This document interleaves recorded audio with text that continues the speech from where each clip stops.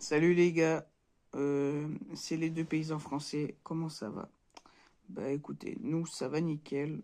De ma part, je suis chez mon père, donc travail. Louis est chez son tonton, travaille aussi, du coup on n'a vraiment pas le temps de faire des vidéos. Là en plus avec les tempêtes qu'il y a eu et tout, c'est n'importe quoi. Enfin bref, je vais vous laisser avec les problèmes qu'on a eu aujourd'hui sur un chantier, sur le Husqvarna, parce que déjà qu'on a eu un problème il y a 2 mois. Le moteur du Xverna, il nous a lâché à la gueule avec Louis, parce que Louis était donc venu chez moi.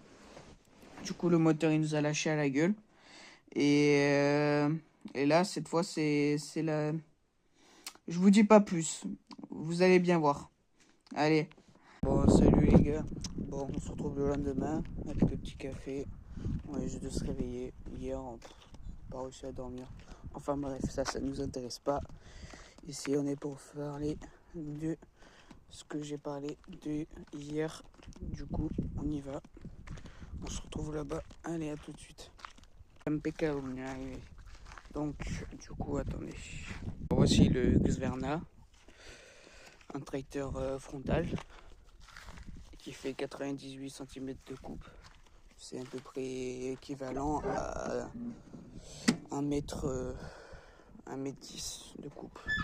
Avec un moteur de 16 chevaux. C'est pas le moteur d'origine parce que le moteur d'origine il n'a pas de filtre à huile. Sauf qu'on avait besoin de filtre à huile parce que sinon tous les organes du moteur n'étaient pas graissés et du coup on a serré l'ancien du coup comme on n'avait pas de filtre à huile. Enfin bref, c'est pas ce qu'on va parler aujourd'hui, c'est de cette coupe. Alors, vous voyez bien qu'il y a une courroie à l'air là, donc elle est toute effritée, tout est fripé. Enfin bref, là vous voyez il y a un énorme trou. Du coup en fait ce qu'il faisait c'est que ça rentrait de l'herbe là, sauf que là c'était accroché du coup. Du coup ça rentrait l'herbe, ça rentrait l'herbe, ça rentrait l'herbe, ça rentrait l'herbe à cause de ce trou.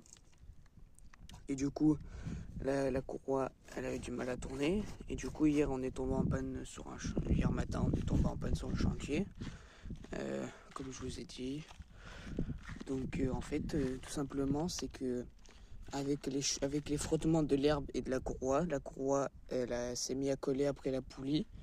La poulie, comme elle était chaude à cause de l'herbe, elle a fondu un peu, la courroie, et du coup, elle s'est effilochée.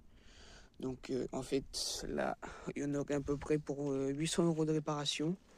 Parce que mon père, il veut carrément changer la coupe, parce que ça fait déjà plusieurs fois qu'on la répare. 700 euros la coupe, et on a besoin de cette poulie-là.